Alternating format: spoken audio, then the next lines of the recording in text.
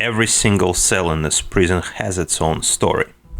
Eastern State Penitentiary was once the most famous and expensive prison in the world, but stands today in ruins, a haunting world of crumbling cell blocks and empty guard towers.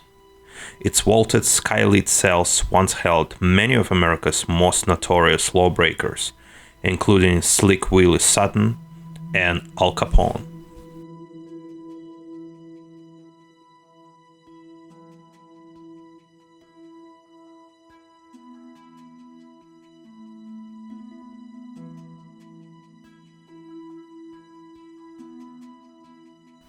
Designed by John Haviland and opened on October 25, 1829, Eastern State is considered to be the world's first true penitentiary.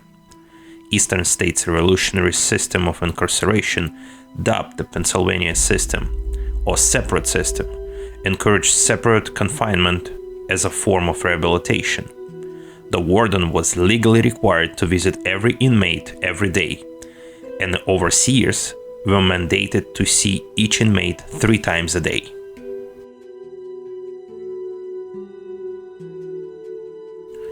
Originally, inmates were housed in cells that could only be accessed by entering through a small exercise yard attached to the back of the prison, only a small portal, just large enough to pass meals. This design proved impractical, and in the middle of construction, cells were constructed that allowed prisoners to enter and leave the cell blocks through metal doors that were covered by a heavy wooden door to filter out noise. The halls were designed to have the feel of a church. Some people believe that the doors were small so prisoners would have a harder time getting out, minimizing an attack on an officer. Others have explained the small doors forced the prisoners to bow while entering their cell. This design is related to penance and ties to the religious inspiration of the prison.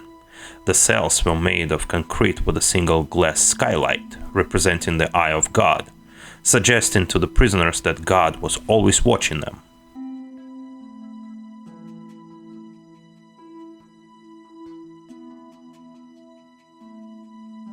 In 1924, Pennsylvania Governor Guilford Pinchot allegedly sentenced Pep, the cat-murdering dog, an actual dog, to a life sentence at Eastern State Penitentiary. Pep allegedly murdered the governor's wife's cherished cat. Prison records reflect that Pep was assigned an inmate number, which is seen at his mugshot. However, the reason for Pep's incarceration remains a subject of some debate.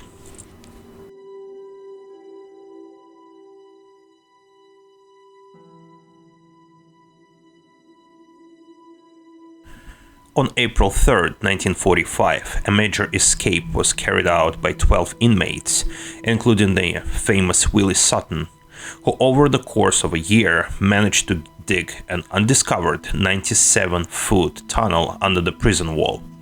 During renovations in the 1930s, an additional 30 incomplete tunnels were discovered as well.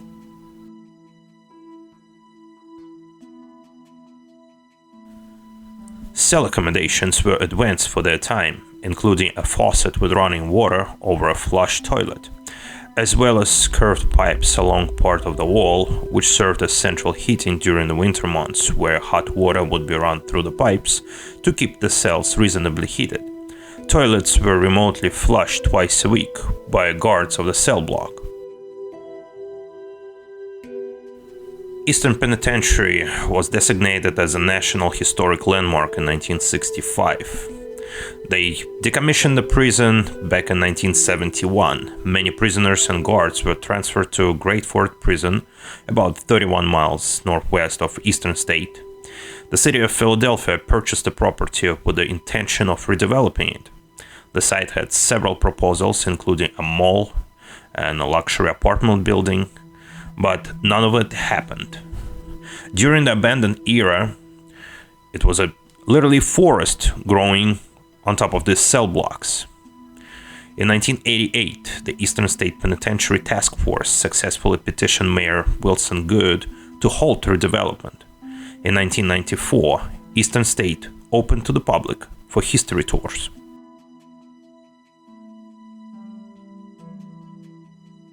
Due to its dark appearance, gloomy atmosphere, and long history, Eastern State has been used as a location for television programs and films about hauntings. Paranormal TV shows like Ghost Hunters, Ghost Adventures, BuzzFeed Unsolved, and MTV's Fear explored the paranormal at Eastern State.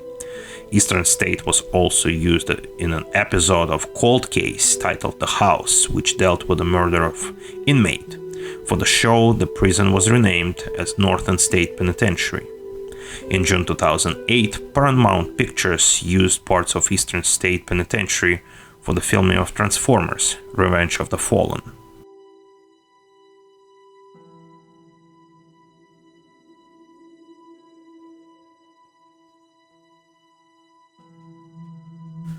Today, the Eastern State Penitentiary operates as a museum and historic site. It's open all year round.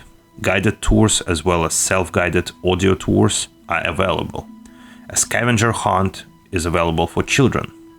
Visitors are allowed to walk into several specially marked solitary confinement cells, but most of them remain off limits and filled with debris from the years of neglect. The museum attracts close to 250,000 visitors each year.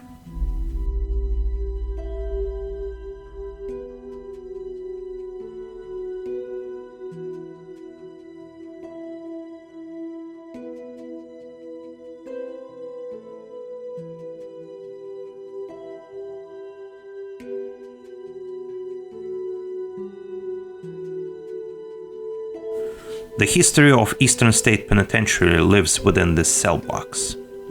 Each cell has its own history, and to discover this history, you have to visit the Eastern State Penitentiary.